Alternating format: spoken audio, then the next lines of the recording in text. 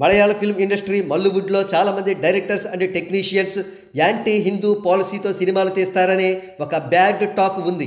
అందుకే ఆ ఇండస్ట్రీ ఎదుగుబదుగు లేకుండా పాన్ ఇండియా స్థాయికి ఎదగకుండా కేవలం ఓటీటీ ఇండస్ట్రీగా మాత్రమే స్థిరపడిందని విమర్శకులు అంటుంటారు.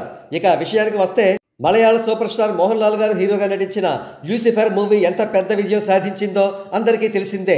ఆ సినిమాకు సీక్వెల్గా రిలీజ్ అయిన సినిమా ఎల్2 ఎంపురాన్. ఈ సినిమాకు రిలీజ్ అయిన రోజే నెగిటివ్ రివ్యూలు వచ్చాయి.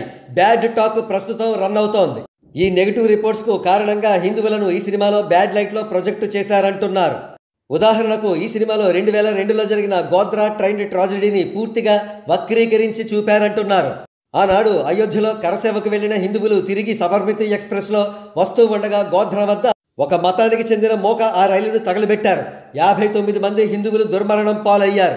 కానీ అందుకు విరుద్ధంగా ఎల్2 ఎంపురాన్ చిత్రంలో గోధ్రా ట్రైన్ ట్రాజడీ కేవలం ట్రైన్ షార్ట్ సర్క్యూట్ అవ్వడం వల్లే జరిగిందని చిత్రీకరించారట. అక్కడితో ఊరుకోలేదు. హిందువులను విలన్లుగా చూపుతూ ఒక మతానికి చెందిన వారుండే గ్రామాన్ని చిన్నాభిన్నం చేయడంతో పాటు అదే మతానికి చెందిన ఒక ప్రెగ్నెంట్ లేడీని రేప్ చేసినట్లుగా చూపిస్తారు.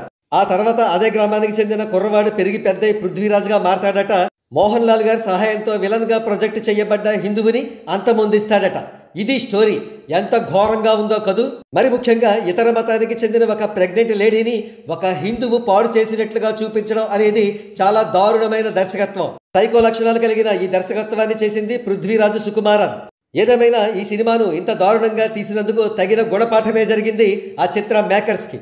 మోహన్ లాల్ గారు ఒక సూపర్ స్టార్ అయి ఉండి ఇటువంటి చీప్ రేటెడ్ కంటెంట్ కలిగిన చిత్రాన్ని ఒప్పుకోవడం అనేది ఆయన పతనావస్థకు నిదర్శనం. ఆయన స్థాయి ఒక్కసారిగా స్కై హై లెవెల్ నుంచి అధపాతాళంలోకి పడిపోయినట్లయింది.